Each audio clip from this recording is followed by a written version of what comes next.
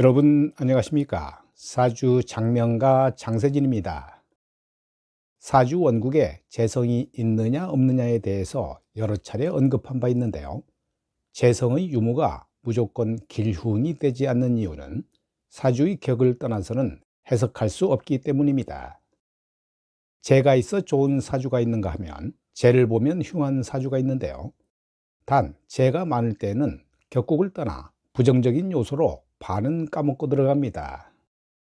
고서인 자평진전에서는 정확히 재성혼잡이라는 말은 없지만 재가 많고 적음과 강약에 대해서는 언급을 하고 있습니다. 혼잡이란 정편이 섞여야 하는데요. 재는 그냥 재로 보는 것이 맞고 고전도 그렇게 해석을 하고 있음을 알아두시기 바랍니다. 오늘의 영상은 재성혼잡의 심리에 대해서 같이 공부해 보겠습니다. 재성혼잡이라는 것은 사주 내에 정제와 편제가 혼잡되어 있거나 재성이 많은 것을 말하는데요. 정제와 편제가 혼잡되어 있으면 판단과 결정력의 분산으로 인해 할 일이 많아져 혼란스럽습니다. 재성이 혼잡되면 선택의 기로에서 많이 갈등을 하게 되는데요. 먹을 것이 너무 많아서 이건 먹을까 저건 먹을까, 즉 어느 것을 먹어야 할지 갈등이 생기게 되는 것입니다. 재성은 남명에게는 여자가 되는데요. 많은 여자와 인연이 되기도 하니까 바람기라고 할 수 있죠. 재성은 여자의 입장에서는 시어머니가 되고 재성이 많으면 시어머니의 간섭이나 시집살이가 심해질 수 있고 집안을 먹여 살려야 하는 역할을 하게 됩니다. 결혼을 하기 전에는 친정을 먹여 살려야 하고 결혼을 하고 나면 시집을 먹여 살려야 하는데요. 따라서 결혼을 하고 나면 친정의 가세가 기울어지게 되겠네요. 재성이 많으면 평생 돈을 벌어야 하는 것이니까 쉴 틈 없이 바쁘게 움직이며 살게 됩니다.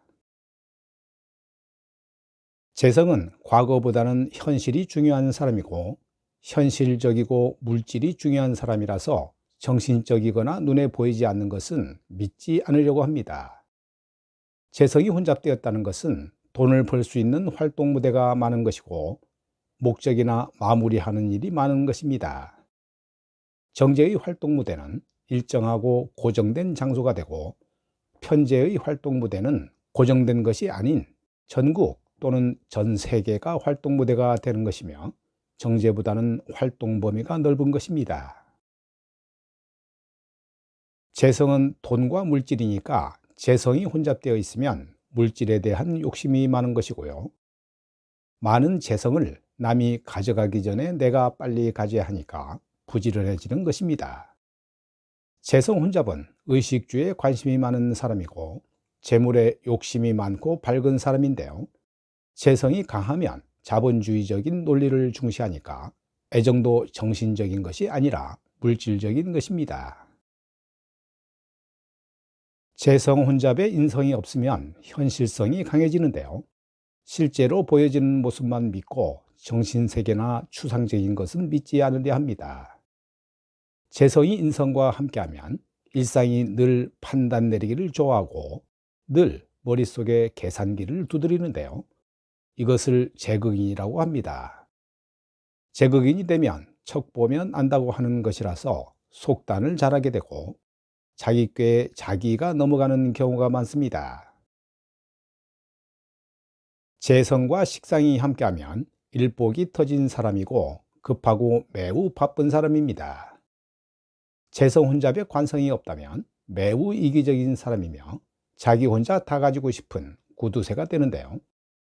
관성은 남의 입장도 생각하는 것인데 관성이 없으면 남 생각은 하지 못하고 오직 자기 이익이나 자기 생각만 하기 때문입니다. 재성 혼잡에 관성이 있으면 허튼 돈 안 쓰고 알뜰하지만 쓸 때는 쓰는 사람입니다. 재성이 혼잡되면 어쨌든 간에 욕심이 많은 사람인데요. 재성이 강한데 정관이 있으면 정당한 욕심입니다. 편관이 있으면 재생살이 되어 과욕을 부리게 되는데요. 재생살은 재성을 타면서 과욕을 부리다가 망가지게 되는 것입니다. 재성이 혼잡된 사람은 상담을 할 때 먼저 금전에 대한 용기와 긍정적인 말을 해주면 좋아합니다. 재성은 물질이며 자기 몸도 물질이라서 자기 몸 관리를 매우 잘하는데요. 외모나 옷차림도 깔끔하지요. 건강에 대한 관심도 많아 조금만 아파도 병원으로 달려갑니다. 재성은 결과물, 결정력, 판단력인데요. 재성이 많다는 것은 결정할 것도 많고 판단할 것도 많은 것이라서 늘 바쁘고 혼란스럽지만, 재성이 없으면 판단과 결정력이 없어서 스스로는 어떤 결정도 하기가 어려운데요. 망설이다가 기회를 놓치는 경우가 많습니다.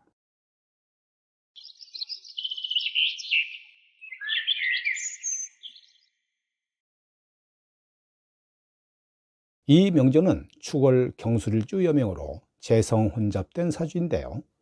월지 일지 축술형의 식상을 활용합니다. 20이 갑술대운과 30이 계유대운의 애정운이 있으나 30대 주변 사람들과 대인관계가 좋지 않거나 사회생활에 애로가 있고요. 30이 계유대운 계묘년에는 지지묘유충, 천간정계충으로 이동수가 일어남에 따라 부동산 관련 문서 변동이 올 수 있습니다. 2023년 계묘년은 세운 지지묘목 정제가 시지유금과 대운 지지유금들에 의해 심하게 깨지는 운입니다. 이런 경우 부동산 문서 변동이나 계약에 따라 파재가 일어날 가능성이 높습니다.